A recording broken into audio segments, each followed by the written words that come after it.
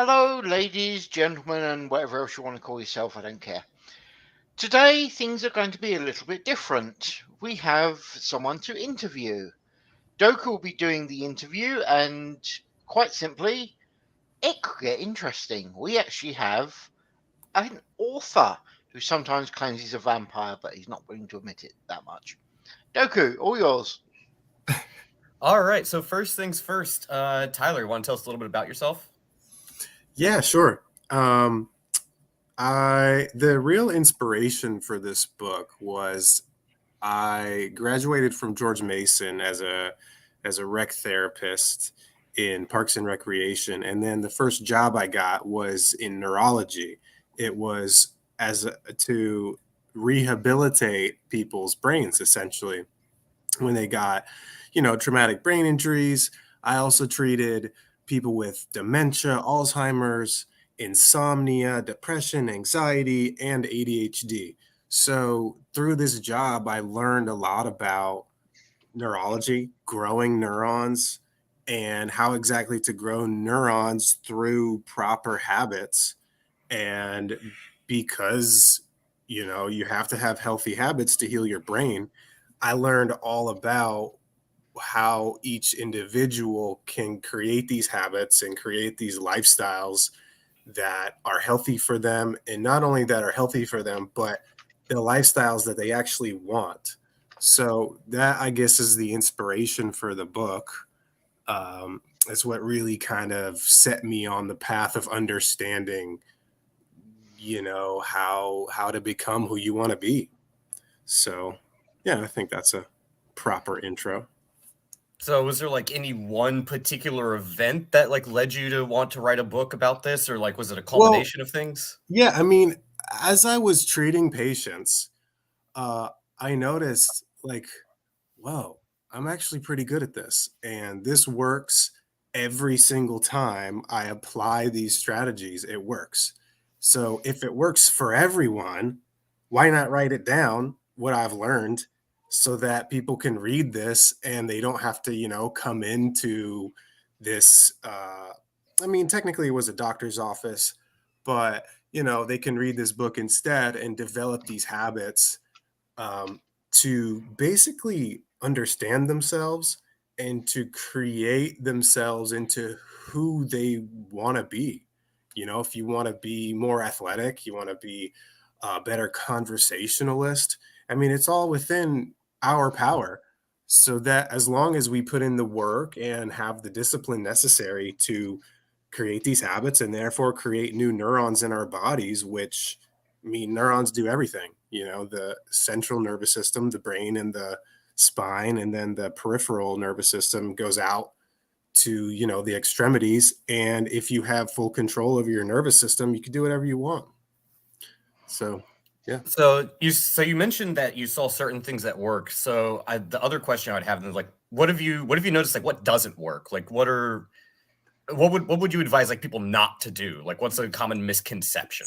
So yeah, everybody's heard it, and it's very simple, but it's 100% true. Use it or lose it. um, when we do new things, when we have new experiences, you learn to play chess for the first time, you make a new friend, you learn a new language. When you're having new experiences, you're growing new neurons. And while you're growing these new neurons, as long as your diet, your sleep pattern, and your level of stress is, all within a balanced state, these new neurons are going to grow properly. So you have this healthy lifestyle along with this desire and hunger to keep pushing yourself and trying new things. And each day you grow more and more and more, and then, a year later you are a brand new person essentially. And if you keep doing that every single year, I mean, it's the growth potential is exponential. There's no limit really. So basically what doesn't work is when people don't try. They don't try, or maybe they're learning a new language right? But then they don't sleep well.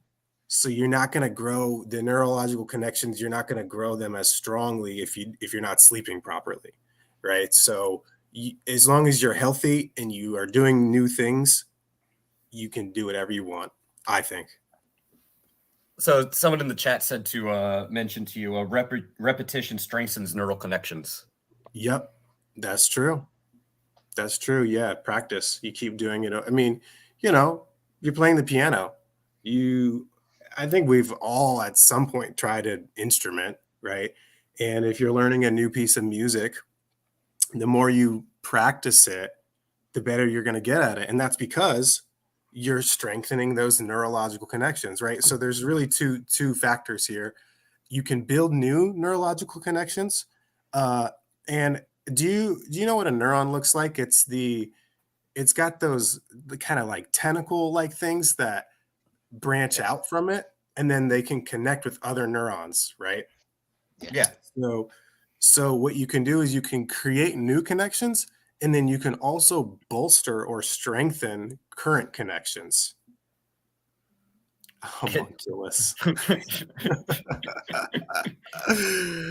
Oh, We're not talking about but alchemy here, syntax. But good one.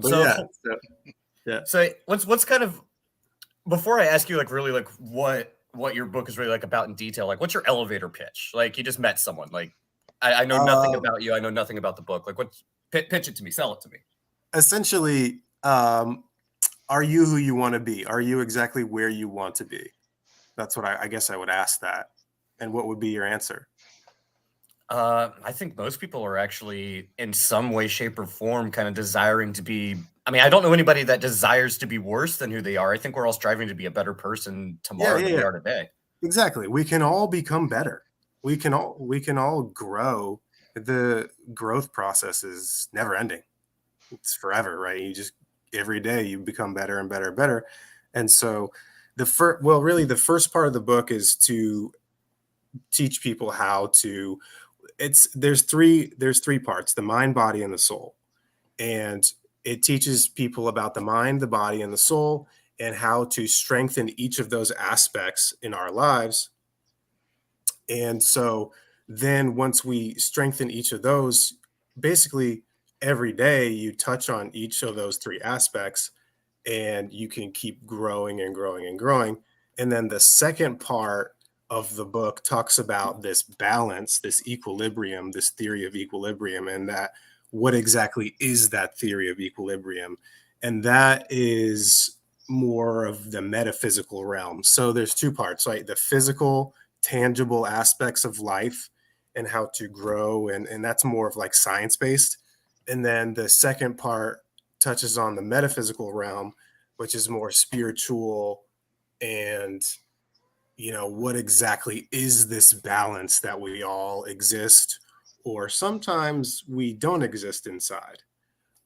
And so basically the premise is that when we step outside this balance, chaos enters our life and we experience turmoil. It could be in the form of relationship follies. Maybe we're gaining weight because our diet is out of balance. But when we step outside of this balance, bad things happen essentially, and we are less satisfied. And when we remain within this equilibrium, there's satisfaction within it because everything is how it should be, and we are healthy and happy. I gotcha. So that actually kind of covered the next question I had for you. So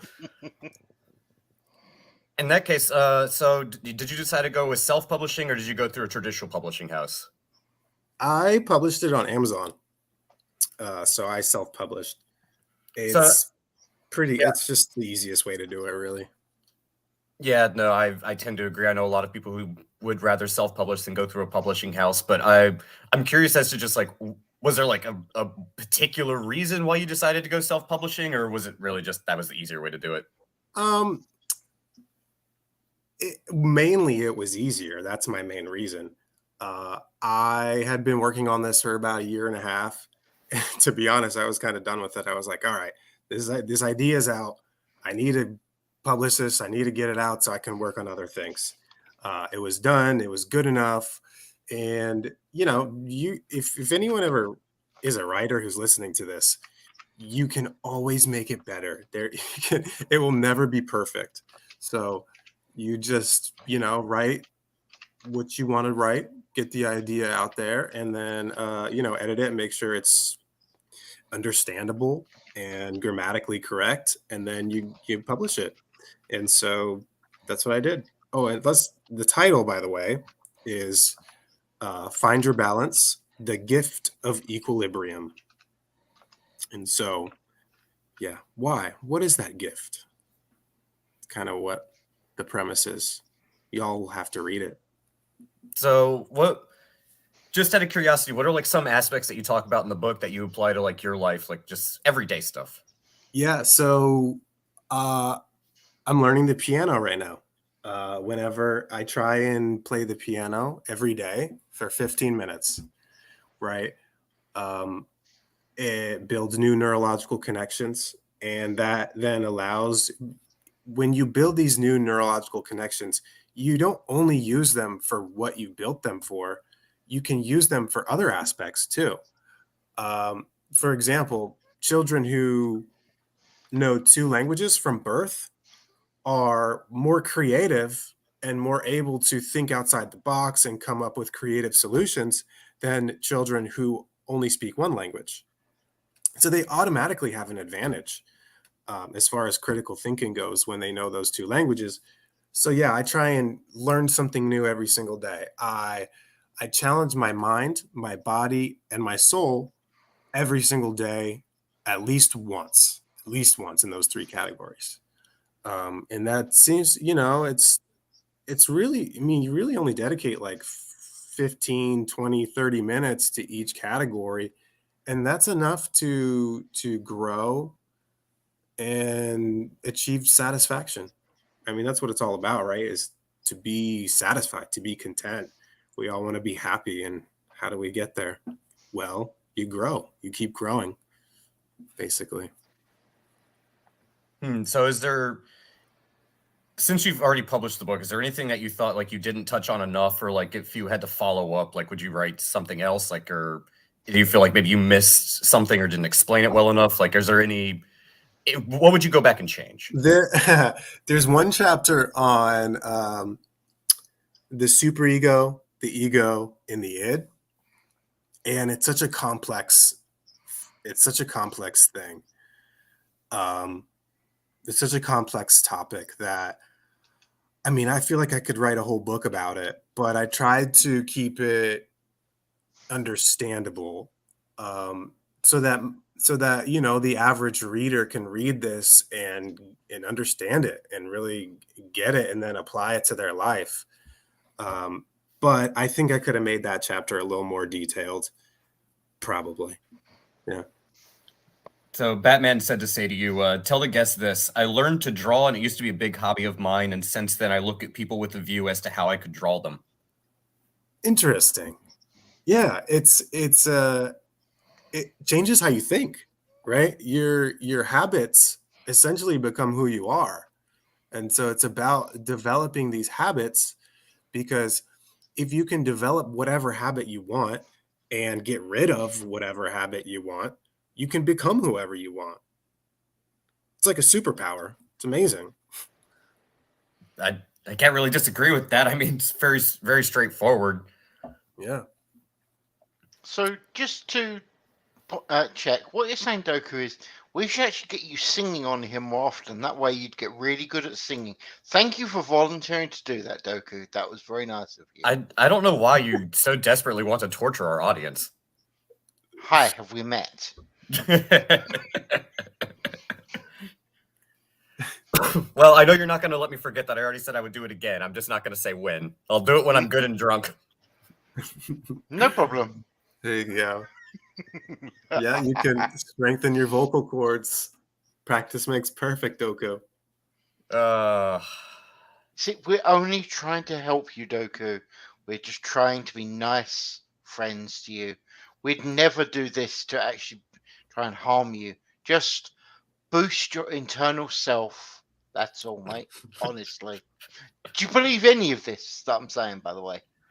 I know you're doing it for your own personal entertainment, and I'm okay with that because God, yes. my job here is to be an entertainer. I know I'm a dancing clown. I don't suffer from the same type of hubris as Hollywood does. Oh, you're a clown. Are Eh. you saying you identify as a clown, sir? At least I Is don't this what identify you're as saying? cake.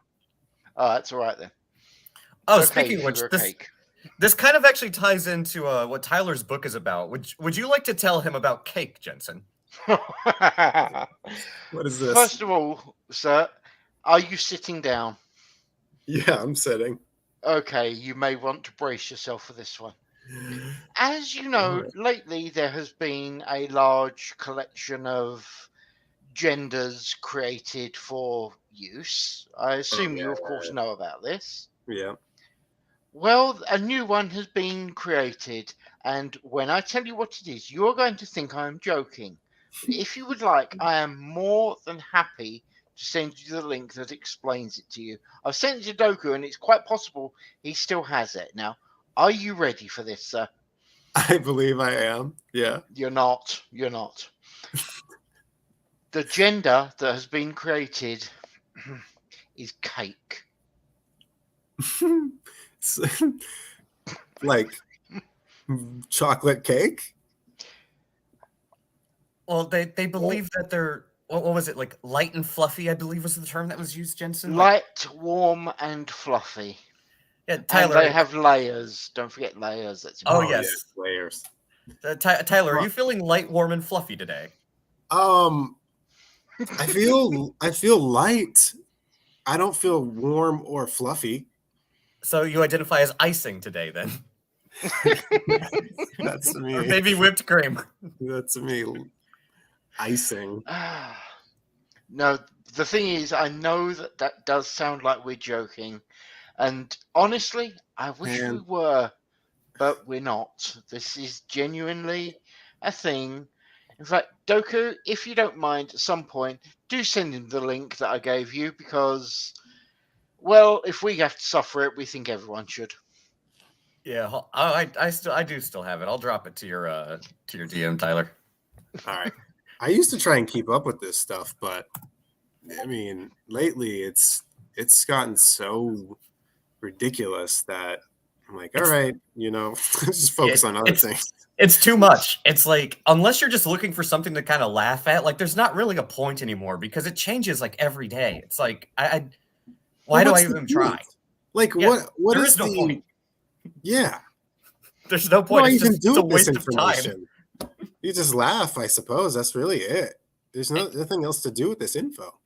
Yeah, it has become a form of entertainment. And it's like if everybody's just gonna change their gender based upon how they're feeling, then like, all right, just tell me if you're in a good mood or a bad mood and let me know what your name is, and I'll just call you by your name and we can move on. Like, I don't understand this.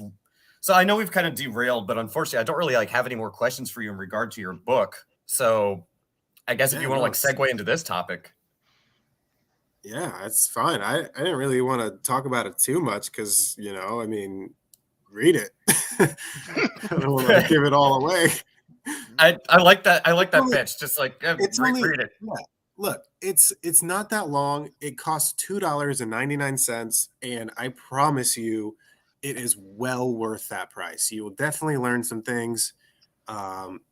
It's not that arduous of a read. It's definitely worth the read, and it's pretty interesting. I mean, I get into some pretty spiritual things at the end. So, yeah, check it out.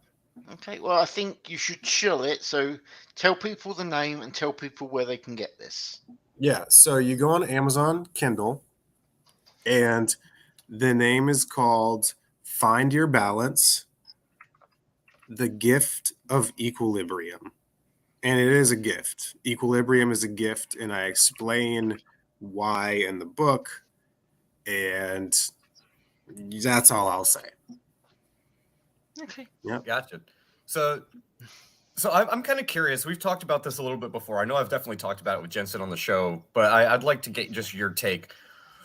What's up with this like strange obsession that people have where it's like they're looking for like affirmation from like other people, like as far as like their identity or what it's like, dude, you do you. Like I don't understand like why you need everyone to accept you as you are. And that's like, bro, that's a personal problem. I don't care. Well, we're social creatures, right? So part of our satisfaction derives from being accepted. You're familiar with Maslow's hierarchy of needs? Yeah. Right after food, shelter, water, above that is being a part of something, acceptance. And so we can't reach self-actualization, which is the top of it, without acceptance, without being part of something. And so you have, situations where you have these very successful businessmen who have money and like a decent family and this and that, but they're not happy and they don't know why they're not happy. It's because they're not actually part of anything. They're not part of a tribe. We are hardwired to need to be part of a tribe, to be part of something, part of a clan, whatever you want to call it. And that's really what I think that is. It's our nature. It's who we are as human beings. Well, but wouldn't you think though that like they already have like the LGBTQIA plus community? Like, why is it they need to force other people who just it's like I don't think it's a gender? Like, why do you think they have this like no, you need to accept cake as a gender? Like, it's almost aggressive. Like, it's not almost aggressive. It is aggressive. That's a more difficult question to answer. I think that lies in purpose. We all need to have purpose also. And that kind of makes them feel like they have some sort of reason to exist, some sort of purpose, right? Some reason to be here on Earth is if they can, further this social movement and, change the world for the better, right? Then that makes them feel purposeful. See, here's my theory. I think that secretly they actually don't like themselves. Like I think they know that what they're espousing is bullshit. But like you said, it does give them some kind of purpose. But I do believe there's that kind of inherent, like, whether it's in your conscious or in your subconscious, like deep down they know, like, it isn't a joke. Like they know that. And I think it pisses them off. So I think they're like using other people as like an outlet for their anger. What I really think they suffer from is like self-loathing and depression. And statistics would prove that that's true. I mean, amongst the LGBT community, and I'm not being hateful here, I'm just citing statistical fact, they have the highest rate of depression and suicide amongst any other social demographic. Yeah, like, there's no other social demographic that is high. So like, and I know like that would piss a lot of people off to state that, but I mean, it's true. You can't ignore the problem. Well, one moment, gentlemen. We have someone who wants to come in and join this conversation. I'm bringing in Batman. Good luck understanding him. Hey, Batman. Oh. Hello, Frenchie. That's just mean. Shut up, you Scots. What can I do? Yeah, that's better. How are you doing, sir? What's in French? Not too bad. And hello, Tyler, and hello, snack bar there, Doku. Hey, Batman. You're never going to let go of that one, are you? I'm never going to let go of that one. So, what's your theory, Batman? Control. What's your 2 cents? Control. Either control of their own lives or more especially control of everybody around them, because their own lives are meaningless. Most of our lives in the grand scheme of things are meaningless because we're not going to change civilization. We're not going to meet our mark in history. We're lucky if we can have a reasonably successful life. And that's made worse by the fact that the world we live in is very easy to have a relatively successful life. But these people, they want control because they don't have to struggle for anything. True. Yeah. So, do you think it's like almost like an existential crisis? Like it's like, and that would make sense though if you break it down. You look at how they interact with people. I mean, that's a better explanation than I've got. Look at my generation. I mean, I was born in '64. I left school in 1980. We got bullies at school. Yeah. not people who say mean things about you on Twitter. People who beat you up because you breathe the wrong air. There actually was a kid who beat you up because you breathed the wrong air at my school. Well, I mean, yeah, we have people now who are sitting there and saying like words are literal violence. Yeah. Like, it's I mean, like we had actual obstacles to overcome. To a much lesser degree than our parents, we had actual hardships. You don't really, well, you're going to get it soon, but the generation that's grown up now, they didn't have hardships when they're grown up. They didn't even have competition in sports, for crying out loud. If I may, for one moment, gentlemen, I have seen a picture of a protester with a sign saying "Words are violence," and his T-shirt said "Silence is violence." it is quite the conundrum, isn't it? Yes. What on it at this point? I would like all of you to give me your professional views here. What do you do apart from a 9mm tablet at high speed to that person? Oh Lord, they need a father figure. Well, what you do is you strap yourself into a bus seat with a blowgun safely hidden around you, and as the bus is approaching that guy, you hit the driver in the back of the neck with a curare dart. That is a very comic book way to describe something. I like it. I'm a comic book character. What do you expect? That's why I felt the need to point it out. Now, I just wonder.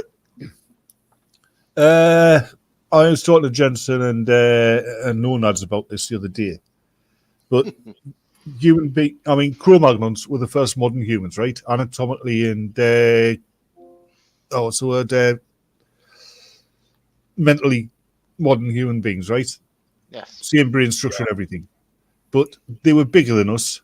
They were physically more powerful than us. They also had larger brains than us, both forebrains and hindbrains, right?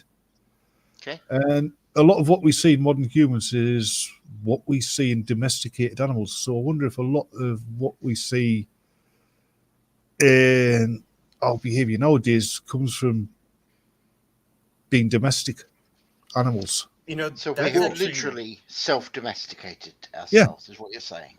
Well, yeah. That's actually a really good theory and a good point, because let's say if you're Cro-Magnon human, you're walking around trying to figure out, like, is this thing safe to eat, or how do I make a fire? Like, we don't have the same type of knowledge or the same type. We haven't engineered our society around us in a way to make things convenient. Like, you have to learn all that stuff from scratch. So naturally, it would suggest that you would have to have a larger brain because you need more processing power to figure these things out. And as we advance both socially and technologically, like Tyler said, if you don't use it, you lose it. So it could just be a fact that, like, we haven't been using our brains nearly as much as we needed to in the past, just for the sake of pure survival. So I would expect the brain to shrink in size over time.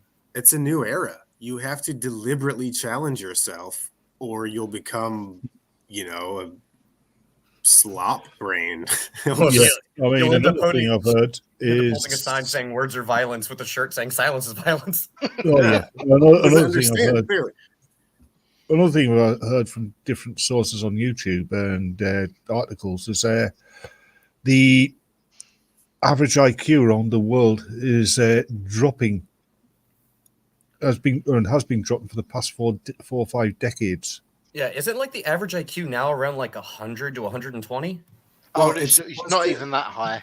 It's supposed to stay at 100. So every couple of years, the people who run that test are supposed to. It was getting higher and higher each year. Actually, the IQ usually gets higher, and so they had to make the test a little bit harder so that the average stays at 100. The average is supposed to be 100. For the IQ to get less is actually astounding to me. It makes sense as well when you think about it. Yeah. Most of the technology which we've been developing basically replaces a lot of our mental processes. I mean, you don't have to have even a reasonable memory nowadays. You don't have to be all that good with mathematics. You don't have to remember grammatical rules. Well, you just don't have to remember. It's true. Yeah. A lot of people have a misconception of IQ. IQ is not pure intelligence. In fact, there's no Agree. real way to measure that. It's It's your learned ability to learn, yeah, how quickly you can learn things, yeah, that's basically. intelligence. But IQ really just measures what you've learned. Mm, The IQ tester, I should say, seem to just measure what you have learned rather than if you can learn. yeah, like an example would be on an IQ test would be you walk into a room, these are your resources, this is the scenario, this is the problem. How do you get out of this problem with these resources? Yeah, So like your problem solving ability, basically. yeah, like the one about they always do the one about the guy comes to the river. He's got what is it? It's a chicken, a bag of seed, and a dog, Yeah. and he's got to get across. And he can only take one across at a time. Yeah. Here's something that might be depressing for me and Tyler. Did you know that the United States isn't even the list of the top 10 highest IQ countries? I know. I'm surprised the United States is even on the list. Now, apparently, America would be considered fourth, England third, and Japan, I believe, was the first. I'm Yeah. not entirely certain on the second, unfortunately. Why the French keep So- claiming that they're first? So as Yeah. of 2019, these are the top 10 countries with the highest average IQ. Japan is number 1 with 106.49. Taiwan is number 2 with 106.47. Singapore is 3 with 105.89. Hong Kong is 105.37. China with 104.1. South Korea with 102.35. Belarus with 101.6. Finland with 101.2. Liechtenstein with 101.07, and the Netherlands and Germany are tied for 100.74. Interesting thing though, you notice that the highest IQs come from countries in what my generation would call the Orient, Yes. Far East. Yep, they're all But- Far East Asian, followed by but- Germany and but- Netherlands. Where does all the advanced technology come from?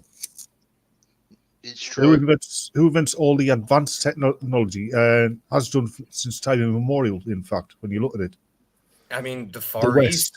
The Far East has developed a lot of technology, but then there's also No, they've innovated a lot of technology. well, no, if you go back to like ancient China or ancient Japan, there's a lot of technology that they invented just on their own without having access to like outside worlds. And then we came across, got our hands on it, and they were using like gunpowder for fireworks. We invented cannons and guns and and siege rockets with it. And actually, that's something else interesting to point out. Did you notice that ever since the Silk Road and trade between the Orient and the Western European civilizations started, technology boomed? I mean, it was like the fastest period of technological growth that we've seen in human history, even compared to the digital age. Like our technology past, World War I, World War II didn't progress nearly as fast as it did back when the Silk Road and trade between like China, the Ottoman Empire, and Western powers took place. I mean, we went from sailing ships to steamboats to nuclear power very, very rapidly. Oh yeah, well, that's the thing about technology. Once you hit a certain point, it opens up more avenues, and the more advanced your technology gets, the more avenues are open up to you. So the more you're going to research, the quicker your technological advancement is going to become. Yeah, I think our technology has surpassed our discipline. We don't have enough discipline as a society to handle all these avenues, right? So No.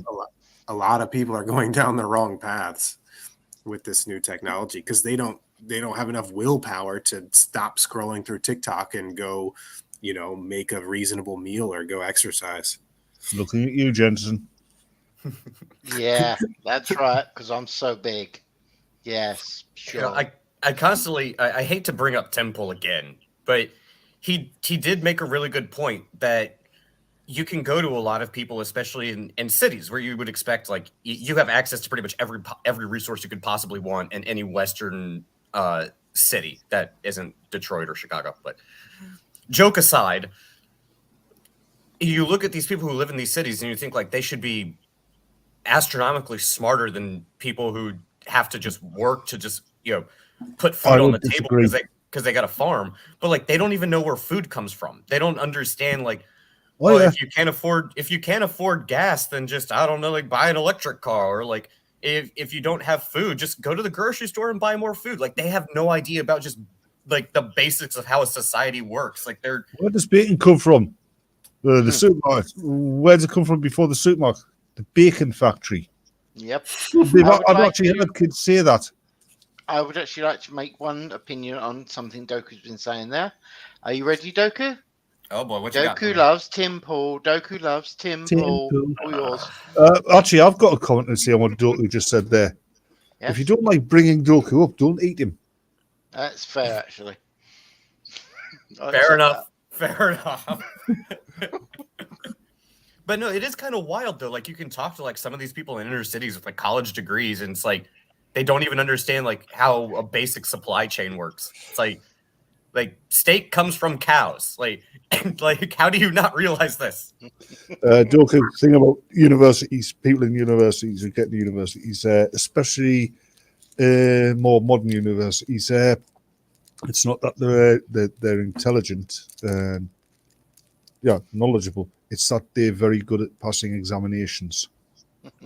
Yeah, that is true. I can't deny that. And unfortunately, this is a gripe I've had about our education system in general. Is like it's not about teaching people how to critically think. It's about regurgitating something that somebody else regurgitated to you from a book. Like they don't teach you how to think. Like, Oh yeah, man. The higher education system is completely busted. It's not higher education at all. It's memorization. Yeah, I mean that's another difference between the 70s educational system, at least in the UK, and the way it is now. I was taught not just to think, but to ask questions and to learn. I mean, my teachers, we had to do arithmetic. Yeah, we had to do it. I suppose you call it manually these days. Yeah, you had to do your working out on the page and show everything. It's because the teacher was more interested in knowing that we understood the process than he wasn't just us getting the right answer all the time. Yeah. it's like I forgot who made this analogy, but it's one I've liked using before. It's like you can go to college and get a master's degree in electrical engineering and hand a master's in electrical engineering student electric motor and say like, "Hey, it's broken. Fix it." They don't have any idea how to fix it. They can tell you it's broken. They can tell you what's broken, but they can't fix it to save their lives. No. But somebody who's gone through for a master mechanics degree could. Oh, very easily. It could be something as simple as like the coil's not wound tight enough. Like all you got to do is get a tension screwdriver and you could just tighten the coil like that. Yeah. It could be something that simple, but like they don't understand that. They don't know. It's like they have all the knowledge, but they have no idea how to apply it because they don't know how to think. It's not just that. I mean, you're on about two different disciplines. Yeah, well, electrical engineering is different, completely different to mechanics. Yeah, an electrical mechanic who's actually one's theoretical, one's practical. exactly. It's like one person can like sit down and make a blueprint for an electric motor, but they can't build the thing. I can actually tell you how to fix all these problems. You can even tell us how to safely blow them up as well, from what I hear. This is actually a fair statement, but if you want to know how to fix these things, it's simple. If at first you don't succeed, hit it with an axe. No. If at first you don't succeed, hire an illegal. I thought you actually always believed you can't succeed, hire a budgie. It's a silence as he's sitting there realizing, did he really do that joke? Yes, I did. Badgie. You know, there are times when you realize that extinction level meteor should have hit by now. Nomad, you heard him, mate. Get on it. Space rocks. Yeah, I mean, well, you're right. It's a good point. When is something going to happen? I mean, It's already happening. Oh, And actually, have you not heard? Apparently, this year there will be an asteroid going past the Earth within 1 AU of the Earth, and they believe it may well have been the same asteroid that actually called the Tunguska incident in Russia. Oh, that's gonna be fun. so Within 1 AU of the Earth, that's one That's basically astronomical unit. it's going to be the same distance that the Earth is from the Sun. Exactly.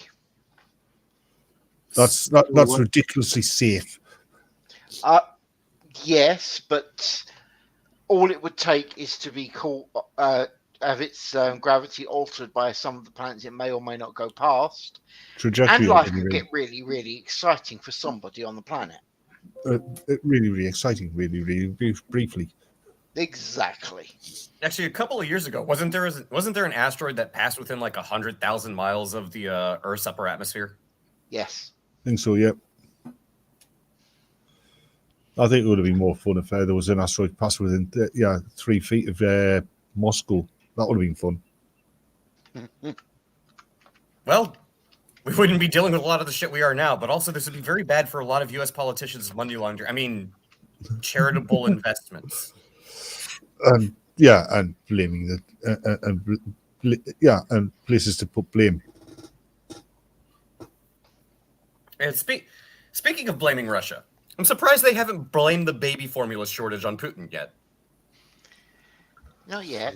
How is there a baby formula shortage when in the States when they've actually banned production of it in the States, and there's hundreds of thousands of tons of it sitting in American docks that they're refusing to allow into the country? It's manipulated. Yeah. This entire fucking economic hardship we're going through is entirely manipulated. Oh my gosh, it's so frustrating. That's one of the things I keep trying to point out to people is like, why are you asking the government to fix a problem that it created in the first place? Like, no, the government just needs to get out of the way. Like, they're the reason we're having these problems. I mean, they flat out fucking told you there was going to be a food shortage. Do you think they just predicted like, no, the wheat crop's not going to be great this year? It's like, no, they knew that it was going. It's like they knew that it was going to be strained because obviously Russia's in a war with Ukraine. They're two of the biggest fertilizer producers in the entire world. Also, Ukraine produces a good amount of grain. But do you think it's going to be that significant to the point where all of a sudden, like, bread is going to become a rare commodity at grocery store shelves? Hold on. No. Joku, historic moment here. Atheists using the Bible to prove something. Egypt. Guy called Joseph predicts famine. What do? They stored up food so that they'd have enough to eat through the famine. Mm-hmm. It is kind of a self-fulfilling prophecy. Yeah. But yeah, there's a famine coming because the weather's going to be bad, right? So during the year, while they've still got good crops, they store the food. And the famine comes, they've got enough to eat. I have pointed out I do actually have a way of dealing with all of this famine problem, but nobody is willing to listen to me. Hashtag legalize cannibalism. Hashtag feed the world. No, not cannibalism so much as hashtag legalize the butchering and cooking of vegans. They are grass-fed, technically. True. After all, we do eat cows. What's the difference between them and vegans?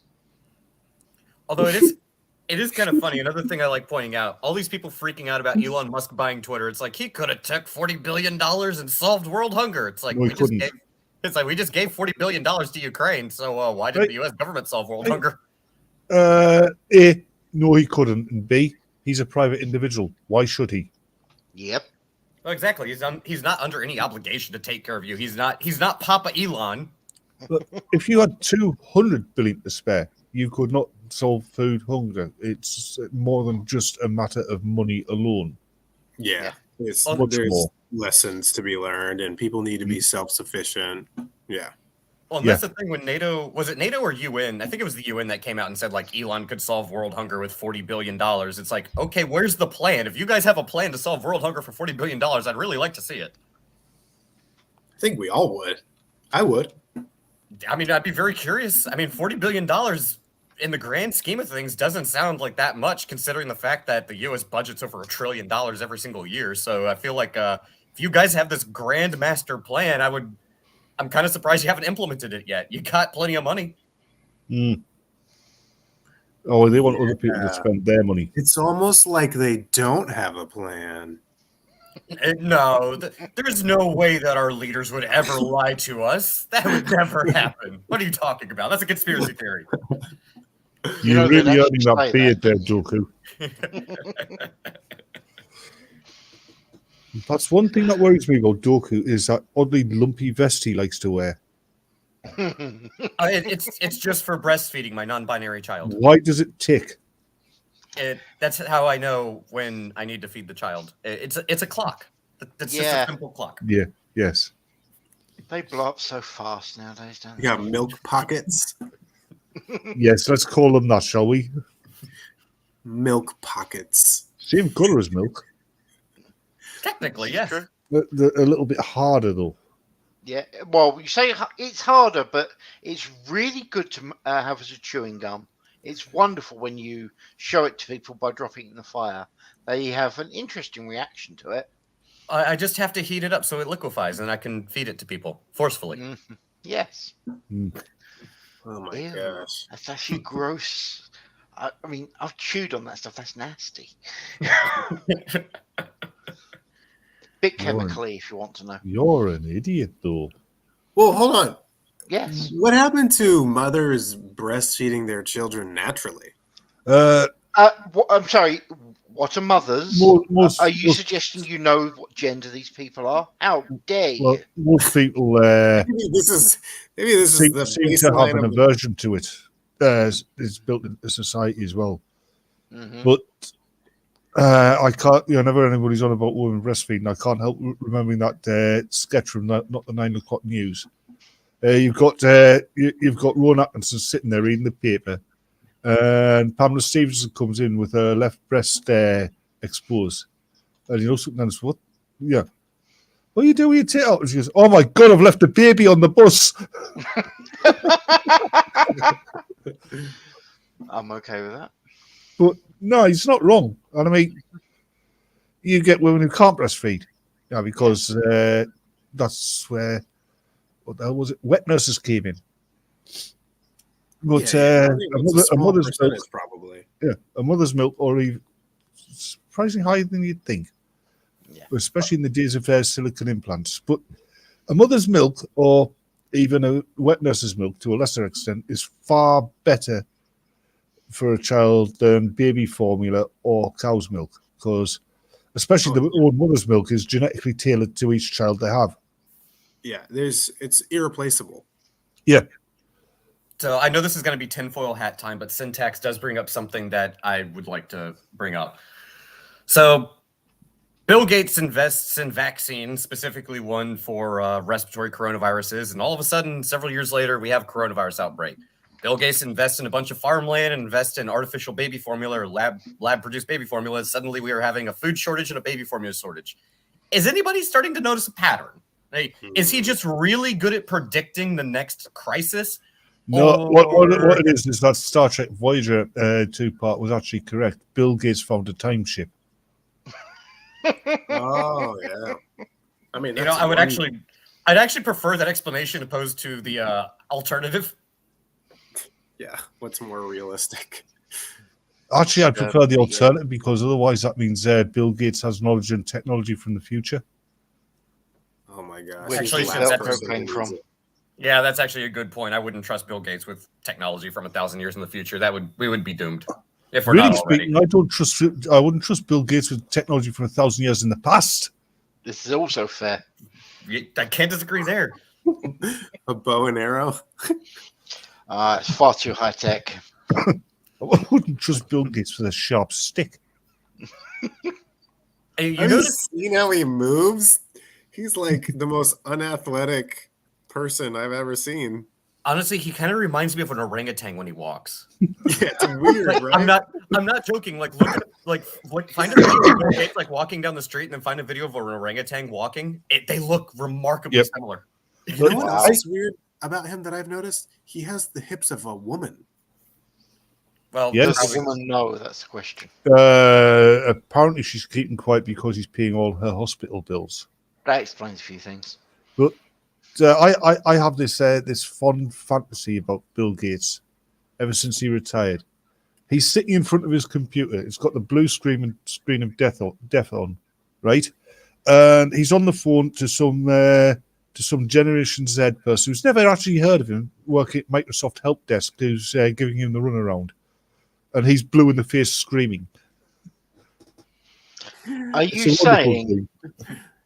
dude? Are you telling me that you fantasize about Bill Gates? Are you finally admitting I it? fantasize about Bill Gates having an aneurysm because Microsoft Help is not being any help to him.